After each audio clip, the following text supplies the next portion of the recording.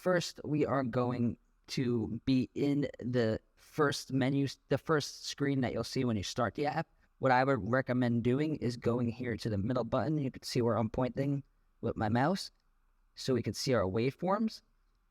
And then a hidden feature within the app is if you hold in the music select button, you get extra options. And one of those extra options is our scratch tool.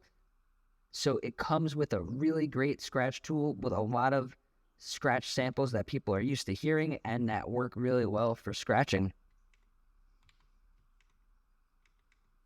And I set my cue points. So I set one cue point right here. It's the 4th sample and it sounds like this. So that's the one I like to use a lot. But let's keep going to more settings that you're going to want to use with Djay Pro AI. We're going to go up here, middle button, down here to our settings. And then we're going to go to MIDI devices. And then we're going to select our controller, the DJ, to go to touch. Oh, you don't actually have to select the controller to do this. You just go to crossfader cutting mode, turn that on, and now instead of the crossfader moving with the controller, it's going to either be left or right, and this makes it possible to makes it easier to do scratches like the chirp scratch and other more advanced scratches with using the crossfaders like this. The regular baby scratches sound like this. All right, so we have our settings set with Djay Pro AI. And now let's practice scratching. What you could do is you could have your finger on the jog wheel and just get used to moving it back and forth in a pattern. And it's the same thing if you're using a controller with jog wheels. It, depending on the size of the jog wheel, is how you're going to be moving your finger. I recommend all of these tricks, techniques that you learn if you plan on being an iPad DJ, to learn how to do them on the controller too. So if you have a small controller like this, you can do it on the iPad, or if something goes wrong with your controller. Now, it's really smart to set your cue points at your samples. So I have one at the 3rd. And you could also make scratch noises using just the cue buttons. That really sounds exactly like if you were just to go like.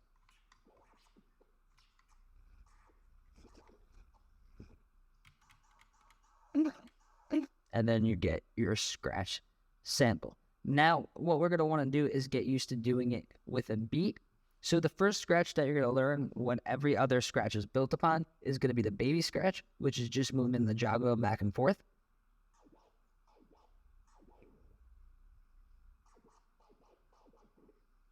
So if you move it faster, it's going to do a more high-pitched sound, and if you move it slower, it's going to be a slower-pitched sound. So even if this is the only scratch that you know, you could still make melodies with it.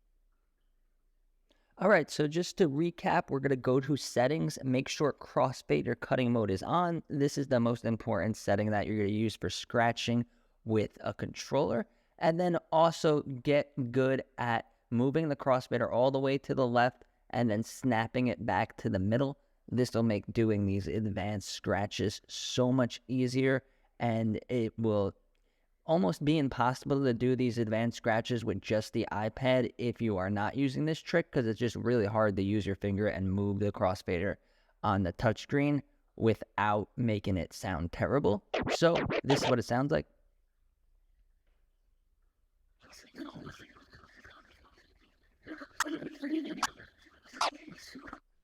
And it's like impossible to do it without using this trick.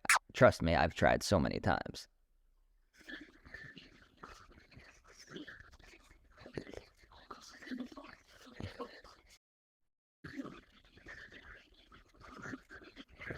Now, a good way to get more scratch samples is to use your streaming service. I use Tidal. And what you can do is just type in scratch samples, whether you're using Tidal, Beatport, BeatSource, they all have these scratch samples, and then build a playlist of these scratch samples. Take some time to listen to what they sound like. This one's pretty cool.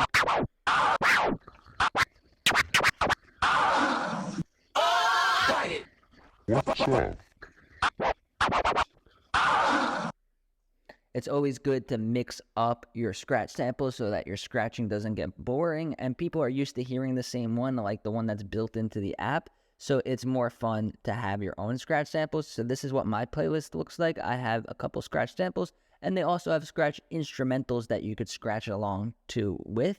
So it makes it very easy when you're using a streaming service to get all of the sound effects. Don't just think of your streaming service as just for music and tracks. It's also for sound effects, scratch samples, vocals, and stuff like that. And it can make your sets more exciting than just playing track after track like you were Spotify or something. And another thing that you could do that will really help your scratching is to set your EQs on the scratch samples. Set your EQ, your low EQ, all the way down so you don't hear the bass when you're scratching. Or if you want, you could use the high pass filter. That's a little bit more advanced and you have to get used to it. So I just recommend when you're scratching, set your EQ all the way down.